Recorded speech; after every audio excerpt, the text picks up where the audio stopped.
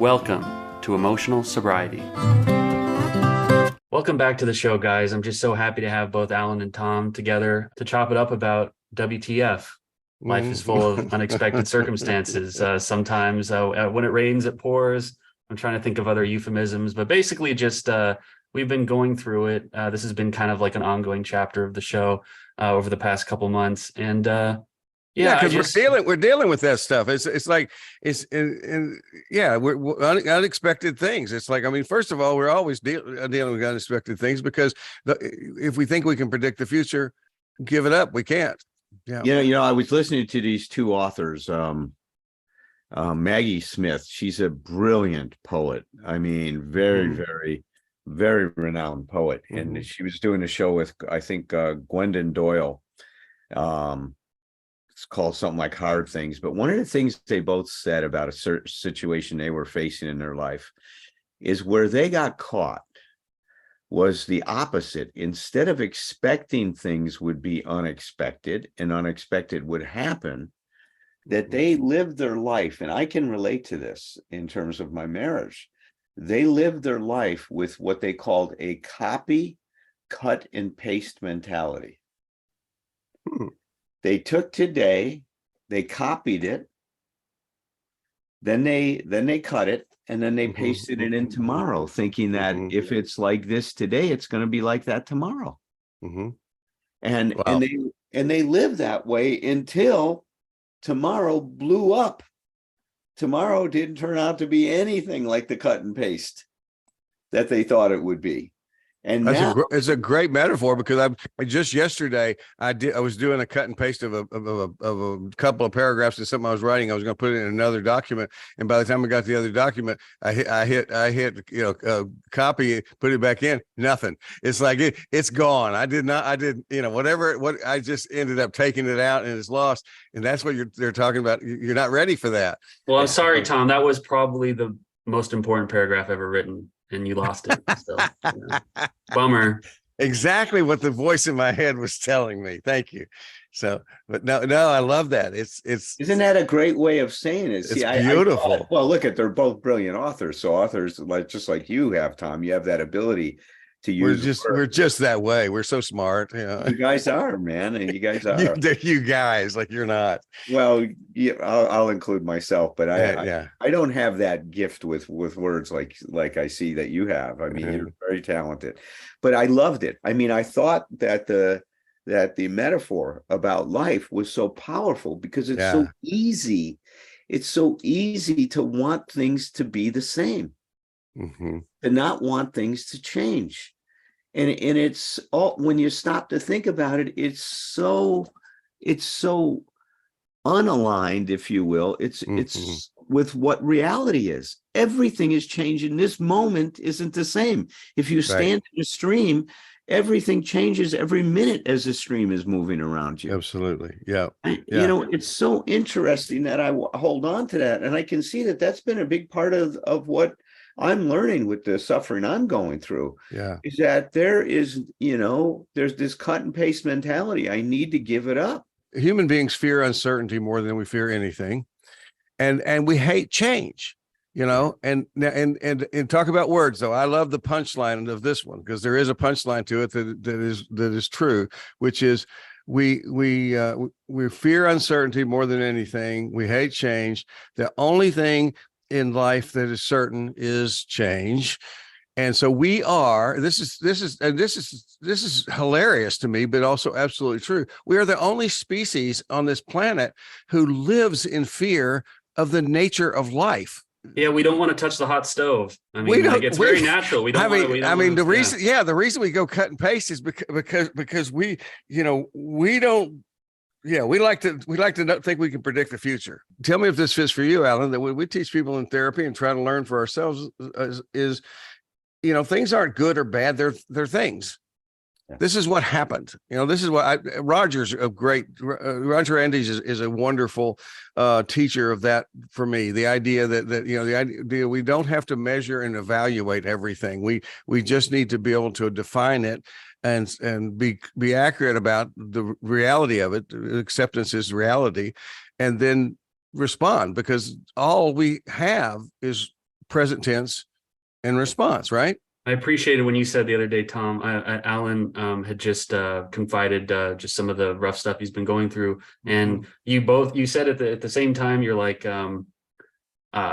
there's a lot of growth and there's a lot of movement in that, and kind of like there's an evolution happening, but also, God, I'm glad that I don't have to be experiencing this growth at this moment in time. I've said for years, I do everything I can to learn from other people's near-death experiences, so I don't have to have my own. It's like, and safer that way. And and 12 steps doesn't have a corner on this, but it's like, I certainly learned this very much through 12 steps is learning from other people's shortfalls and mistakes. So, when I start to think of letting that go, it means trying to bring this kind of awe to this moment, almost like that this moment is a new moment. And what does this moment have to teach me about now and being in the now with it? I think I have anxiety about certain things, but the truth is, very often in my life, I've learned that I have anxiety, and then I begin to find things to attach it to. It's almost like I'm justifying my anxiety. Dee Dee says I'm like I've these tentacles with suction cups on the end, and I attach these things. And so I don't need to go and find out what I want to be anxious about. What I need to do is start right now, as if it is all there is. This is brand new today. Well, if all we can count on really and depend on is that things are going to change, right? Let's trot it back out again. Like, how are the ways that we can incorporate that into our daily lives? Let me tell you this: the electricity just went out. I don't know how long. If it doesn't come right back on, my internet is going to go down. So if I disappear, that's as unexpected as it gets. Just the oh no shit. Yeah, that's There Zeus. it is. We've got a live. We're going live. NASA, we have a problem. In fact, I'm not even sure why my internet is still on. With I know. I'm kind of wondering that myself. Oh wait, the electricity's not out. Maybe it's just the bulb. No, it was just it went out for a minute, and my my ring light went out and didn't come back on. Oh, there we go. Another moment. We can't not project one moment into. That's right. So many lessons in this podcast. Repetition is how we learn stuff. So one of the things I've learned about not being embarrassed about teaching things that other people already know is, how often do I need to be reminded of what I know, to the degree that I each day will use what you were talking about, Alan, that every moment is a starting point. A starting point at any time I need a starting point. It's just like breath counting meditation, back to one, just start there. What are you going to do now? I am amazed, and I think this is really important, and encourage other people to maybe even journal about this, is I'm amazed at how much when I put that to myself, even right now, saying, all I need to do, and this is a bold statement, all I need to do is just pay attention to what's going on with me right now and how do I want to respond to it. I can feel, if not here, I can feel the resistance inside of me to that idea. It's like, if I had to kind of mine out a message, it's sort of like, no, there's much stuff we need to be dealing with. There's much stuff we need to think about. It's like, and the answer is, no, not right now. Well, I'm just be here now. Yeah. I had the most ridiculous time staying present yesterday. I went to go see the new Indiana Jones movie. But before that, I listened to Barack Obama say something about climate change that really pissed me off. And I literally sat in the theater of a lovely movie, which on any other day, I would have just been completely immersed with. It's one of the easiest things, especially for a guy like me in the world, to stay present with Harrison Ford, swinging from rooftops, right? Indiana Jones, yeah. But I'm just sitting there for literally an hour and by myself, because I go to movies by myself and I actually enjoy that. That's one of my happy places, and I just could not be present. I fought and wrestled and just sat there in my seat, looking through the screen and just being sucked into this kind of resentful loop. And I think I just had a bad brain yesterday. I couldn't figure out a way to do anything but just to kind of wait until the storm clouds passed. And I don't know if that ties into what we're talking about much, but it does. And by the way, that's also one of the things that we of all the tools we have in our bag, that's one of what you did is one of the things we have to have is sometimes we just wait it out. I did trust that I would come back to myself. That's one thing that I think I wouldn't have had in the past, is like I was able to look at my ridiculous state as being impermanent, and knowing that and trying to conduct myself as well as I could muster in the waiting, right? Because that's the other thing is sometimes I make stupid mistakes while I'm in that kind of psychotic headspace. And well, one of the things that we all need to be careful about is I tell people all the time that the should monsters, the condemning saboteurs in your head, they come to all our meetings, they read all the self-help books with us, they go to therapy with us, and if we got to know that they're going to use that against us. They're going to tell us we seep in there, and they're going to tell us we're doing therapy wrong. They're going to tell us that because my should monster will tell me because I continue to call myself names, I'm a fucking idiot, and it's just like, let that one sink in for a minute. You go like, it's abuse in layers. And so what I love about what you did is it's acceptance. It's like you're going like, wow, I'm just, I'm what do you know about the present moment? I know I'm not in it, and again, paradox. Guess what? In that moment, you are, and you decide, I'm going to ride it out. Well, but I want people to hear that, Tom. See, a lot of people don't understand that as soon as you say I'm not in it, you're in it. See, that's the paradox. I mean, that's it's true about anything we do in life. As soon as you can own what is, it changes the dynamic. That's right. Right. I am fucking up right now. Right. Good for you. Right. Good for you. Now, what are you going to do? What are you going to do next? What are you going to do with that? And it may be, I may say, I'm going to stop doing what I'm going to do so I cause no more harm. Okay. Is there more that needs to be done? Maybe, but I'm doing something. If by not doing something, I'm doing something in the moment that is useful for me. Right on. Well, and I had your voice in my head a little bit, Tom, because this is in my instance, this was an example of the problem is not really the problem, because climate change is a problem, right? But what is happening in my mind right now? What is the battle being waged? You know what I mean? It has something, it's very clearly, it has something to do with something different than what my imagination is bonded to in that moment. It was not climate change did not interrupt your movie. No, nope. It's like you did. Yeah. Right. That's right. You get that, Patrick. That was very well said. Well, and I don't know if this is a bunny trail off our subject matter, but when you say, because we say this a lot, do your best. We say I'm doing my best, or I'm not doing my best. Sometimes we say I'm not doing my best. Maybe you are. Because what our best is determined by so many variables. Countless variables, what's going on in my life? What time do I get up in the morning? Do I have a slight headache? Did I have an argument with my wife? Any number of things that could be affecting that my best on any given day is not a constant. I do not want to contribute to myself or anybody else letting themselves off a hook when there's something to be learned or some growth. But I think there's something to be said to the idea of okay, well, I was doing my best when I did that, but I can do much better.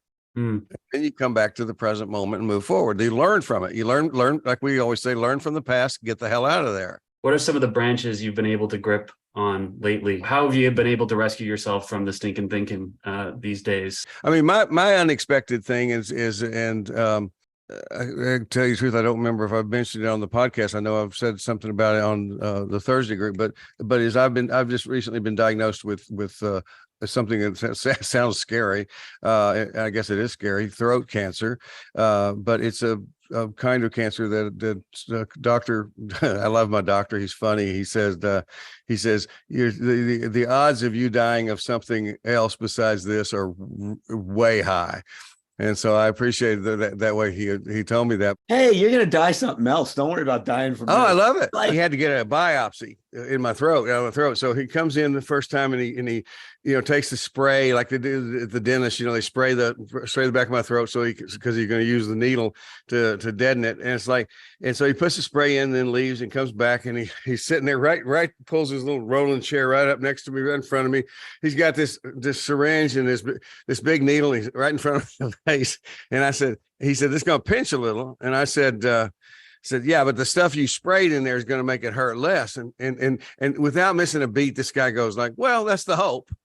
And I just, and I just I went, what? The hope. It's like, and then I just laughed my ass off. He did too. But I thought, he's my guy. It's like. You said something yesterday about recovery is full of paradoxes. And that's just such an amazing paradox to me, is the gallows humor somehow, resuscitating you from what could be a very anxious and fearful place. Right. In that context, it's, you wouldn't think, but if I hadn't actually come back, he would have just gone straight ahead. He would have done it straight faced. I've been really impressed, and I don't mean this and you guys catch me if I'm being egotistical, because I don't think this is it. I think this is being an observer, and I'm a believer that if you are competent at something, then you not only have the right to have confidence, you have really a responsibility to own that confidence. And it's like, the disclaimer is I may be completely a nutcase, by an hour from now, but as a rule, this has been going on for a few weeks now, for a couple of months, actually working through this, going to the evaluations and the scans and all this other stuff, is I've been surprised in a really positive way with how cool I've been about this thing. It's like, you say, what do you do? It's like, and I really have come to believe that I'm demonstrating for myself that what I teach people all the time, which is, repetition is the key to mastery, that you keep doing something over and over and over and over again, and it becomes more natural for you. And it's like, and I come from a long line of very negative thinkers. So you give me some negative news and I can turn it into horrible things, but I don't really do that anymore. And it's like I was amazed at the beginning, when I actually thought it was, and my doctor thought it was too, it was lymphoma. I was like I went immediately to things that are known. There are many things I've learned here, but I went to, I know two people that I have actually walked through their treatment of lymphoma with them. And I know it's really hard stuff, but they're both friends of mine today. They're both living and breathing and healthy and happy. So it's like, I went immediately to, rather than what the bad could happen, is that, this is what this is going to be, is a hard year, is what I did. And I was really happy that these thoughts kept coming up. The other thing, Alan, that came up that has stayed there is the present tense stuff that we've been talking about. Is from the very beginning, I almost sometimes automatically coming back to the idea that, and my line about that is, I understand that I actually have cancer, but what I say to myself is, I don't have cancer today. In other words, it's not doing anything to me today. It's like climate change, Patrick. It's like, it's there. I'm going to do everything I can address it. But if I didn't know that I had cancer, there would be no problem at all. Yeah, that's right. And so that's the place where we go. Does the cancer freak me out, or do I freak myself out? And that's not a blame thing. That's just an explanation. It's like where the answer is not, it's not in wanting to, I can't, go to the emotional sobriety part. I cannot be okay unless I am cancer free. Well, that sucks, because, for the next little bit, at the very least, I've got cancer. I need to be okay with cancer. It's like, yeah, it's so funny. A good friend of mine, when I met her and she was diagnosed, and we were talking about it, and she says, everybody says, isn't it terrible you're dying from cancer? She goes, no, I'm not dying from cancer. I'm living with it. I'm living with cancer. That's it. I thank you. I was trying to remember where I got that, and it's from you telling me that. It's like, because I've been using that phrase. I'm living with it. And the other thing is, just in the sort of the spirit of nonviolence, and I've thought about this a little bit. And I think people always use the language of violence and war and all this other stuff. And that the other thing I came up with really early on was, cancer's the teacher, I'm the student. I'm here to learn, and so and now anybody can, if they want to. It's not hard to be able to say, okay, well, this is Tom's defensive thinking, and if it is, and you could, but if it's harmful, you can let me know. But it's like, I make up I used to make up really scary stories. I make up a story this time that says, I need to pay attention to what I need to pay attention to, which is get things done now, stop procrastinating, be in the present moment, like we're talking about. And as I learn more about this, and as I learn what the cancer can teach me, then there'll be less need for the cancer. Then the teacher can go away. So that's my imagery, is the idea of, like, thank you for the lessons. Well, I can't help but notice that, like, for you to be actively engaged in recovery and kind of like to have a daily practice of purposely, deliberately trying to live your life and kind of move towards wholeness, as Allen's always talking about, for this curveball to visit you at this moment in time, you are, I think, are well prepared to basically continue along that trajectory, even though this is a new wrinkle. Yeah, prepare. That's a good point, Patrick, because I'm prepared not for cancer. I'm prepared for and this is what we want people to be confident in. I feel confident that I can deal with whatever happens. It's like, it's not, I know exactly what to do with cancer. It's like, the only thing I know to do with cancer was I contacted everybody I've ever known who's dealt with cancer and said, you're up, you've been drafted into my support team.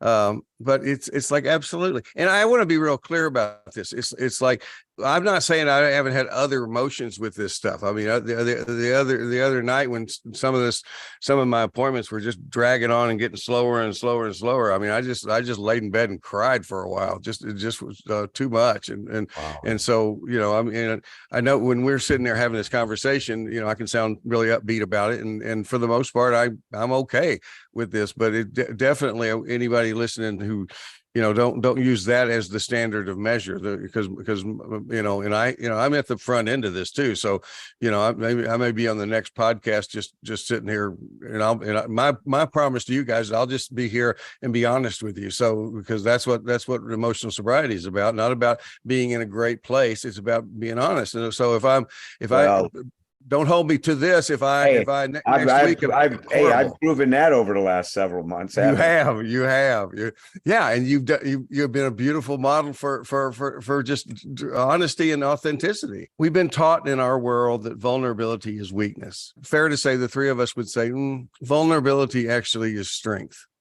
If I can divulge something, I have felt sad I've got my own stuff, but just being so conscious of what Allen's going through and what Tom's going through and what Roger's going through, it's really been like a shit sandwich visiting, a group that's very near and dear to me.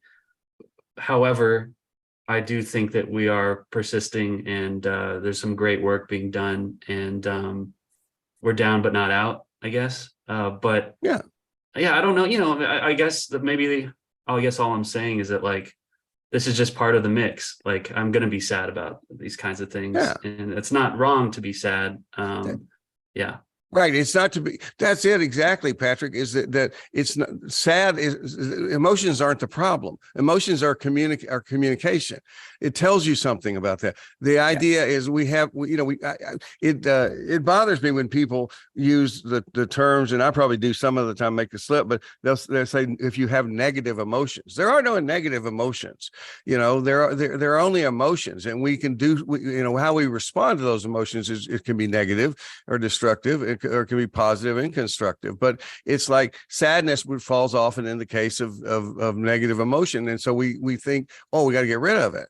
It's like, Go back to Roger Andes. You know, what does he teach us? That he learned from Nathaniel Brandon. No, you fully accept that sadness. Yeah. You know, that's, and what does that do for you? Well, that takes you to what's next. It actually makes change. Yeah, that's right.